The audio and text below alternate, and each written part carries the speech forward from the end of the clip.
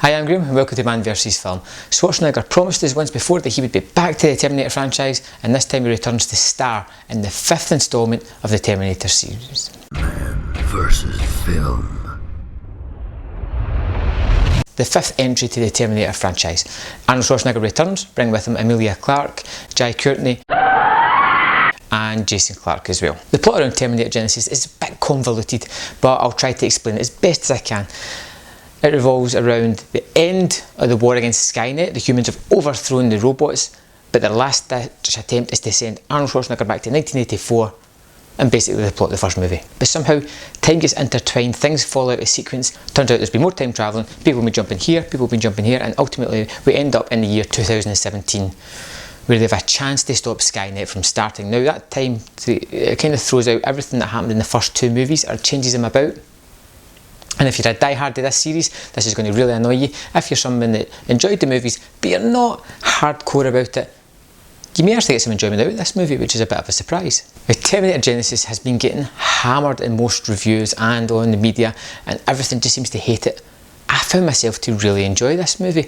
One of the few people, well, the only person out of the group of friends who went to see it that I did actually enjoy it. I kind of like the first Terminator. Love the second one. I think everybody loves the second one. It's a fantastic movie. Third and fourth I've seen once in the cinema and never watched it ever again. I've no inclination to watch them again at any point either.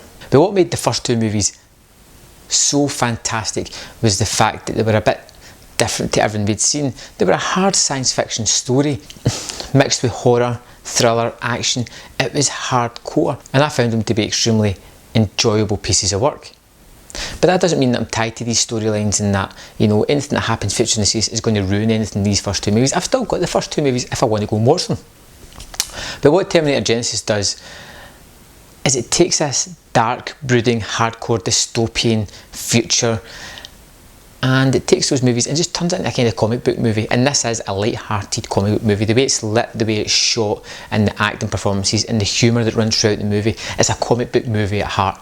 But that's not a bad thing. Comic book movies are in, everybody likes them. And if you can distance them from the first two movies, then you'll have no problem enjoying this. It's got some good action and it's got Arnie, who plays an excellent aging robot. Now, I'm not saying that the story isn't convoluted and doesn't have its down points. Yes, it really does have its bad points. Things that just don't make sense to the average viewer.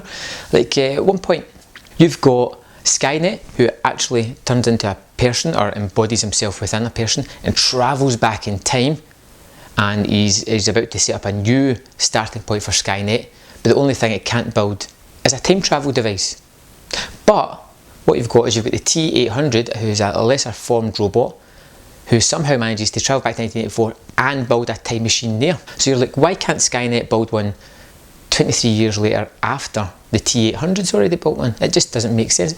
There's lots of things you can pick apart like that in the movie. That doesn't make sense. But that didn't detract my enjoyment of the movie at all. I thought that Arnie was terrific and it looked kind of cookie cutter performance from the trailers that I'd seen, but I did actually warm to him and enjoy it. Emilia Clarke has more than a passing resemblance to a young Linda Hamilton, and more times than not I was looking at it going like, wow, she really does look like Linda Hamilton. That adds a bit of the aesthetic to it, and she's one of the best parts of the movie. She really brings a strong performance to a character who in the first one was pretty weak, but in the second one was tough, and it's kind of amalgamation of both of those character aspects in the new movie. Now, this is the first time I've seen Emilia Clarke in anything. I haven't watched Game of Thrones. I know I'm one of the few people on the planet not to watch it, but I kind of missed the first couple of seasons and it's gone too far.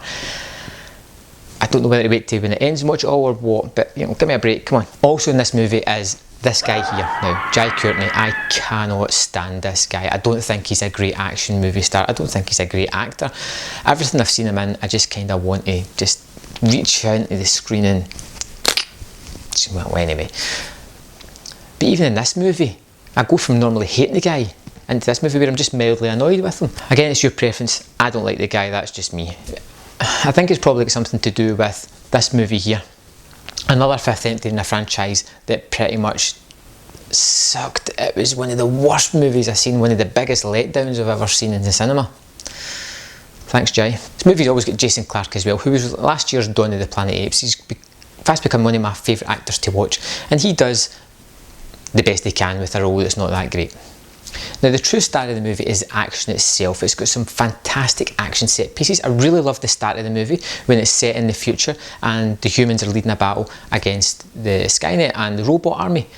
It always looked great, and it's something that we wanted to see for a while. And it's got later set pieces later on, particularly when it's focused in the trailers, where it's the bus, where it looked overlit and CGI, but it actually looks really fantastic on the big screen with the bus flipping and the action set pieces on it. It's really good. Also, action set piece set in 1984, which recounts some of the scenes from the original Terminator movie, and those action set pieces are really well shot. They're well choreographed, you know exactly what's going on, and they're thrilling to watch. And it's nice to see some touches throwback to the original movie as well. So I'm not saying that Terminator Genisys is a perfect movie by any means. It's not. It's got its flaws, but you know what? It's an enjoyable movie, and it's not as bad as people are making it out to be. I'm going to give Terminator Genisys 3 out of 5 stars. It's a popcorn movie, and it's really fun. It's one of the only Terminator movies that I'm going to watch again, you know. It's going to be 1, 2, 5. I liked it that much. Hopefully you'll give it a chance on the big screen before it disappears, and I will see you next time on Man v Film.